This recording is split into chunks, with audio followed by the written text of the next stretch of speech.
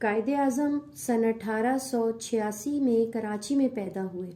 ان کا اصل نام محمد علی جناح تھا اور والد کا نام جناح پونجا تھا جو چمڑے کا کاروبار کرتے تھے۔ ان کے والدین کا وطن کاٹھیا واڑ تھا اور وہ محمد علی جناح کی پیدائش سے قبل اپنے وطن سے ہجرت کر کے کراچی آ گئے تھے۔ محمد علی جناح ابتدائی تعلیم حاصل کرنے کے بعد 1892 میں اعلیٰ تعلیم حاصل کرنے کے لیے انگلستان چلے گئے۔ 4 سال بعد بیرسٹری کی ڈگری لے کر کراچی واپس آ گئے۔ کراچی میں وکالت شروع کر دی مگر بعد میں بمبئی چلے گئے جہاں ان کی وکالت چمک اٹھی اور آمدنی کئی ہزار روپے ماہوار تک پہنچ گئی۔ قائد اعظم کو وطن سے بے انتہا محبت تھی۔ شروع سے ہی سیاسی سرگرمیوں میں جوش و خروش سے حصہ لیا کرتے تھے۔ کانگریس کا عروج تھا، آپ نے اس جماعت کے ساتھ پورا تعاون کیا اور اس میں شامل ہو گئے۔ آپ کی کوشش تھی کہ ہندوستان آزاد ہو اور مسلمان اور ہندو دونوں قومیں مل کر بھائیوں کی طرح رہیں۔ چنانچہ انہوں نے دونوں قوموں میں اتحاد قائم کرنے کا پختہ ارادہ کر لیا، مگر اتنے بڑے وطن دوست انسان کو بھی آخر کار مایوسی کا سامنا کرنا پڑا کیونکہ ہندوؤں کی عصبیت اور مسلم دشمنی ان پر روز بروز عیاں ہوتی جا رہی تھی۔ اس لیے انہوں نے اندازہ لگایا کہ آزادی کی اس جدوجہد میں مسلمانوں کو صرف آلہ کار کے طور پر استعمال کیا جا رہا ہے اور مسلمانوں کو اس آزادی سے کچھ نہ ملے گا سوائے اس کے کہ انگریزوں کی جگہ ہندو سامراج لے لے گا اور جو انگریزوں سے بھی زیادہ بدتر اور خطرناک ثابت ہوگا۔ 1905 میں انگریزوں نے انتظامی سہولت کے پیش نظر بنگال کو 2 حصوں میں تقسیم کر دیا۔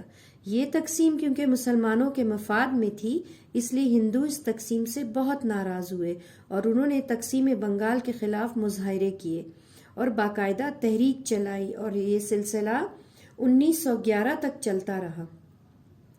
ہندوؤں کے اس رد عمل سے قائد اعظم نے اندازہ لگا لیا کہ کانگریس مسلمانوں کے فلاح اور کامیابی نہیں دیکھ سکتی بلکہ وہ مسلمانوں کو مغلوب کر کے ہندوستان میں اپنا رائج قائم کرنا چاہتی ہے۔ چنانچہ قائد اعظم سن 1913 میں کانگریس کو چھوڑ کر مسلم لیگ میں شامل ہو گئے۔ مسلم لیگ میں قائد اعظم کی شمولیت سے جان پڑ گئی۔ انہوں نے مسلم قوم کے شیرازہ بندی کا پختہ ارادہ کر لیا۔ ان کی ولولہ انگیز قیادت اور سیاسی بصیرت نے مسلم لیگ کو صحیح ڈگر پر لگا دیا۔ چنانچہ قائد اعظم نے لاہور میں مسلم لیگ کا اجلاس طلب کیا۔ اس اجلاس کا مطلب یہ تھا کہ مسلم لیگ کو ایک مضبوط اور منظم سیاسی جماعت بنا دیا جائے اور پورے ملک میں اس کی شاخیں قائم کر دی جائیں۔ اس کے لیے نیا زندگی آمیز اور زندگی آموز پروگرام بنایا جائے۔ اس طرح قائد اعظم کی شمولیت سے مسلم لیگ کی تنظیم نو ہوئی۔ اسے شاندار پروگرام مل گیا اور اس کی شاخیں ملک کے تمام بڑے شہروں میں قائم کر دی گئیں۔ مسلمانوں نے قائد اعظم کی سیاسی بصیرت اور ولولہ انگیز قیادت سے متاثر ہو کر انہیں 1934 میں مسلم لیگ کا صدر بنا دیا۔ صدر بنتے ہی قائد اعظم نے مسلم لیگ کو فعال بنا دیا۔ قائد اعظم نے 1916 میں لکھنؤ کے مقام پر مسلم لیگ کی 9ویں اجلاس کی صدارت کی۔ اس اجلاس میں انہوں نے لکھنؤ منظور کرایا۔ میثاق لکھنؤ نہیں پڑا۔ قائد اعظم نے 1916 میں لکھنؤ کے مقام پر مسلم لیگ کی 9ویں اجلاس کی صدارت کی۔ اس اجلاس میں انہوں نے میثاق لکھنؤ منظور کروایا جس کی منظوری سے مسلمانوں کے جداگانہ انتخاب کے مطالبے کو تسلیم کر لیا گیا۔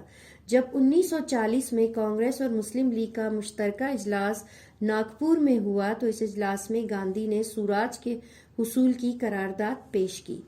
قائد اعظم نے اس قرارداد کی سخت مخالفت کی اور اس کو مسلمانوں کے مفادات کے خلاف ایک اہم کڑی قرار دیا۔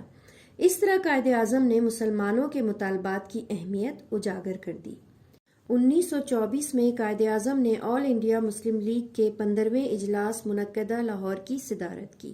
اس اجلاس میں انہوں نے بر صغیر کی سیاسی صورتحال کا مکمل تجزیہ کیا۔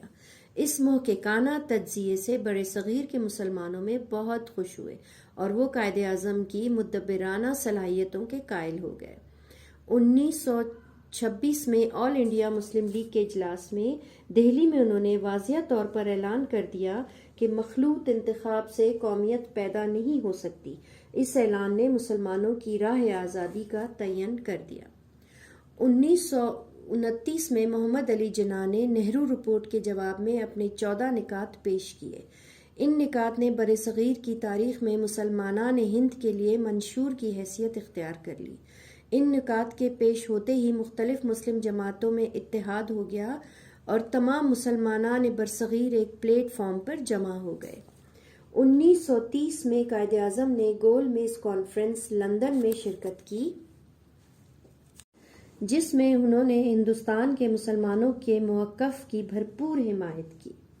1935 میں قائد اعظم نے قانون ہند کے تحت صوبائی اسمبلی کے انتخاب میں حصہ لینے کا فیصلہ کیا اور اس سلسلے میں انہوں نے متحدہ ہندوستان کا طوفانی دورہ کر کے مسلمانوں کو بیدار کیا، جس کے نتیجے میں مسلم لیگ کو انتخاب میں شاندار کامیابی حاصل ہوئی۔ صوبائی اسمبلی کے اس انتخاب نے قائد اعظم کی نہ صرف ولولہ انگیز قیادت کو مسلمانوں کے سامنے پیش کیا بلکہ اس نے مسلمانوں کے اسلامی تشخص کو بھی نمایاں کر دیا۔ اکتوبر 1937 کو مسلم لیگ کا تاریخی اجلاس لکھنؤ میں ہوا، جس کی صدارت قائد اعظم نے کی۔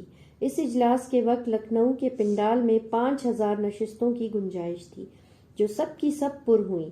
اس اجلاس نے مسلمانوں کی سیاست کا رخ موڑ دیا اور قیام پاکستان کے لیے راستہ مکمل طور نہ صرف ہموار کر دیا بلکہ قیام پاکستان کو یقینی بنا دیا۔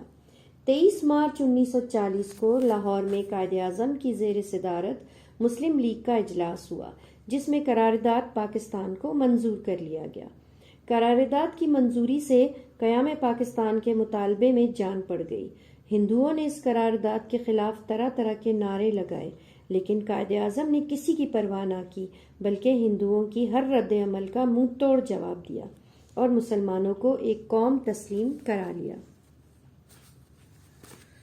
1946 میں جب عام انتخابات ہوئے تو قائد اعظم کی ولولہ انگیز قیادت میں مسلم لیگ نے نمایاں کامیابی حاصل کی۔ یہ انتخابات نظریہ پاکستان کی بنیاد پر لڑے گئے، لہٰذا ان انتخابات میں مسلمانوں کی نمایاں کامیابی نے قیام پاکستان کی بنیاد رکھ دی۔